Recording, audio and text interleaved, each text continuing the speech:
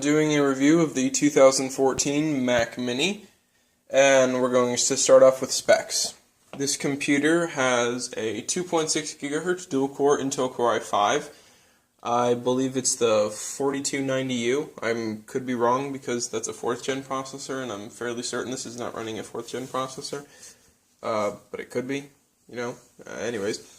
Anyways, it is a 2.6 GHz dual-core Intel Core i5, which is, you know, that's okay. Nothing special. It's a decent speed for a processor. It's got that little dot right there, you know, with the little sensor inside that reads the Apple remote. Black Apple logo on top. Silver, not silver. Silver colored.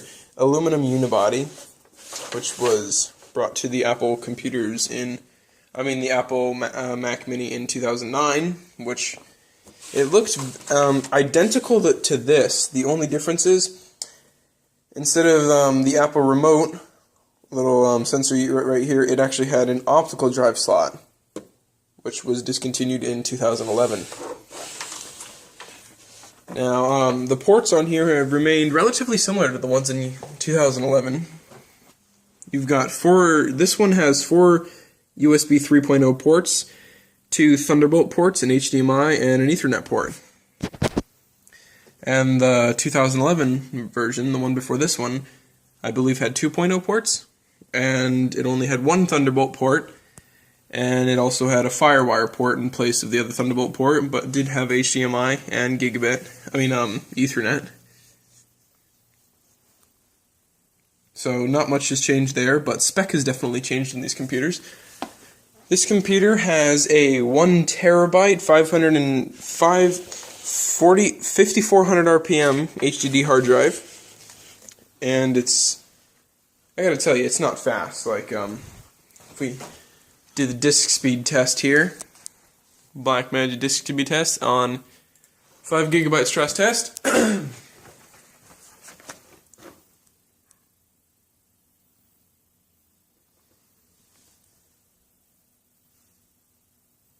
Yeah, you can see it's not doing too good there. Not a very fast hard drive, I will tell you that. So we'll stop that.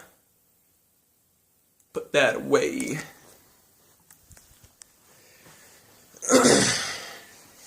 So those are the specs and ports. No, that's not it. This computer has 8 GB of RAM, 1600 MHz, DDR3. Now, the version before this one, the 2011 version, was actually upgradable. If you lifted it up here, you could take this little bottom plate off, and you could upgrade the hard drive and the RAM. And it wasn't very hard either. A lot of people thought that these computers had some kind of special memory in them, but no, they just used standard laptop memory. This is just a standard laptop memory stick, or a RAM stick, whatever you want to call it. And couldn't really confuse one of those for a PC one because it's a bit bigger. This is only a DDR1 stick, but it's relatively the same size as a DDR3 or 4 stick.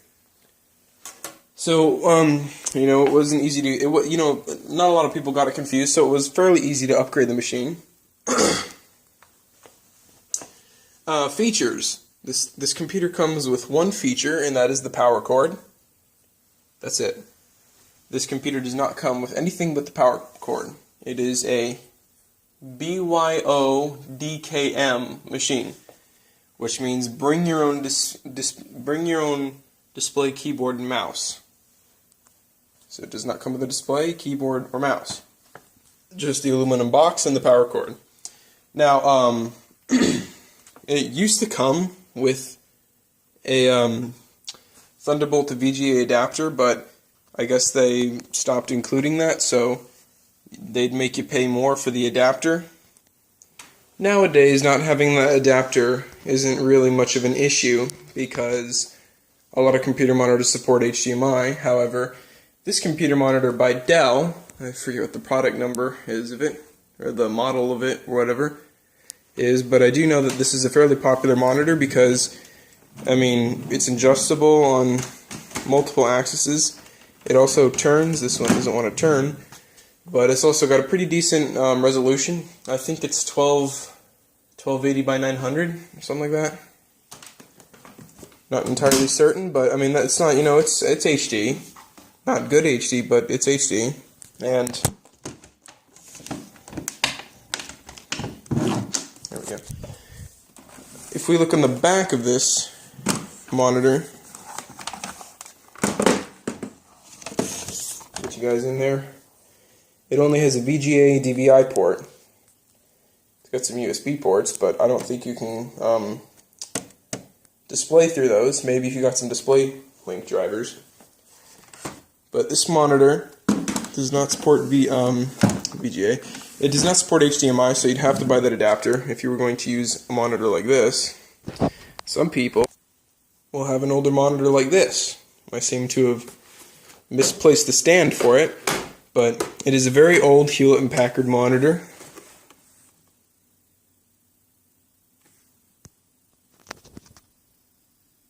You can see there. If you lift it up, it only has a VGA port, so it does not have as many ports as this, because a lot of people, oh, look, there it goes, now it turns. A lot of people would have a, see if I can find it. A lot of people would have, here it is, a DVI to HDMI adapter. But with that older monitor, you don't have that option. I'm sure they make a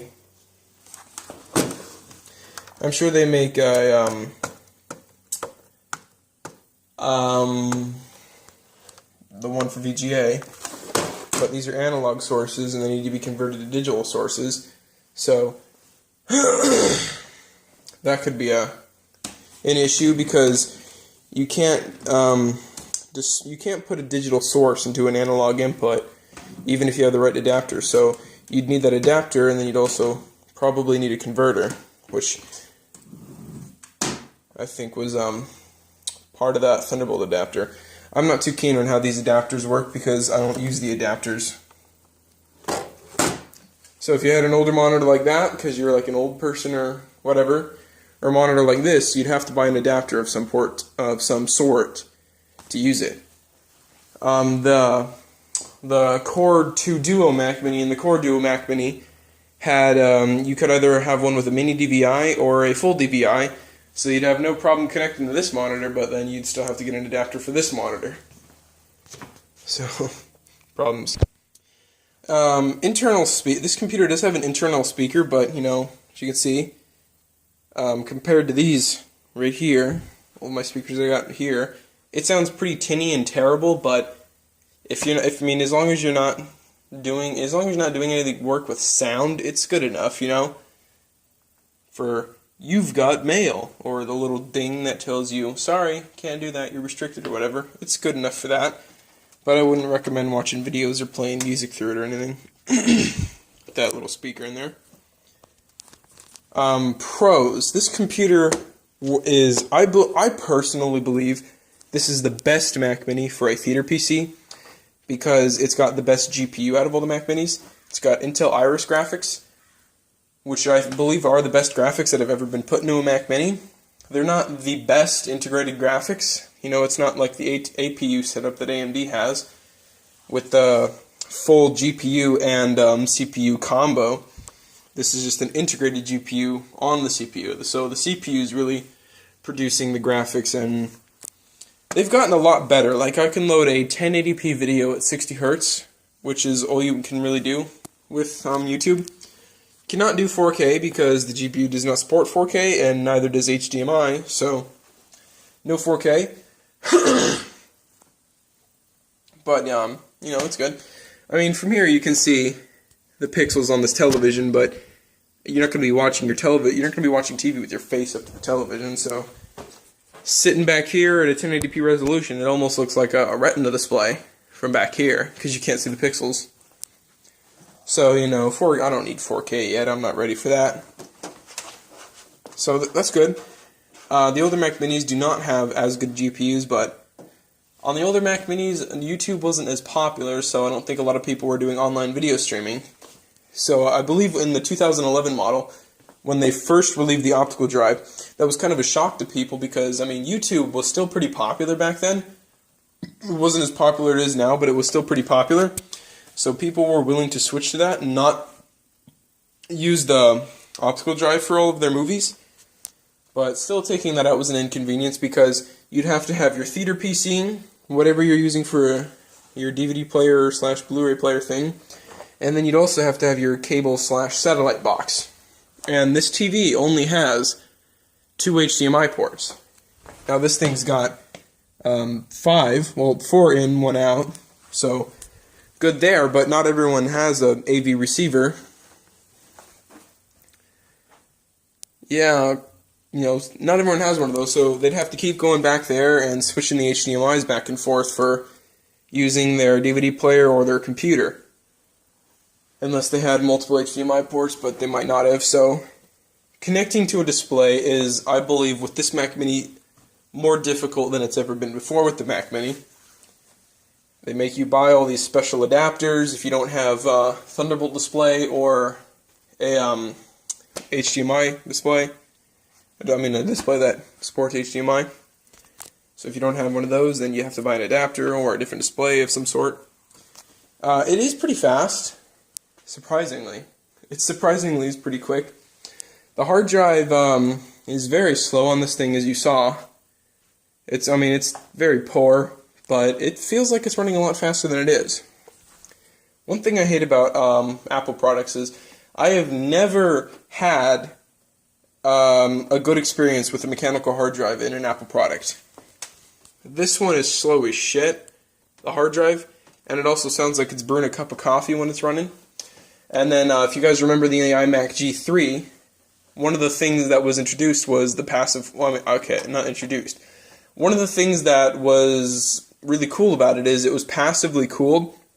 It had a passive cooling system, so you didn't have to have all those noisy fans in there making the noise, which was really cool, but what they didn't explain is the hard drive was louder than any fan that could have been put in that thing. If anyone had an old iMac G3, you know what I'm talking about. Those hard drives were pretty damn loud. So the mechanical hard drives have always been either loud or slow with Apple. But SSD hard drives are really good because the MacBook Pros actually do not really have they don't really have a actual hard drive in them that you can touch. It's just like the hard drive is integrated in the logic board. But they use Samsung chips and parts for the SSD hard drives in the current MacBook. And they also use Samsung parts in the iPhone, so, in a way, if you buy an iPhone, you're kind of buying a Samsung phone, in a way. Even though Apple and Samsung are always at each other's throats and suing each other, they both kind of rely on each other. Apple buys a lot of parts from Samsung, and Samsung supplies a lot of parts for Apple. So, it's like Apple's relationship with Microsoft back in the day. One minute they're threatening to sue each other, and the next minute it's like, let's go get a beer. Anyways, back to this. It's pretty good. It connects to Wi-Fi fairly decent. I noticed in the beginning the connection was a little weak and slow, but over a day or two it got a little stronger. I guess the Wi-Fi receiver on this thing had to break in or something. It was kind of weird. I was worried about it at first, but it all worked out fine. I wonder how Wi-Fi gets through this aluminum box.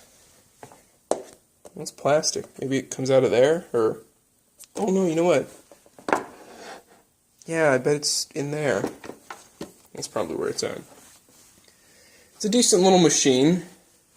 So, cons, I've already spoken a lot of cons already. It's got a slow hard drive. It feels a lot faster than it actually is. But, I don't do that much. I don't really stress a hard drive that much.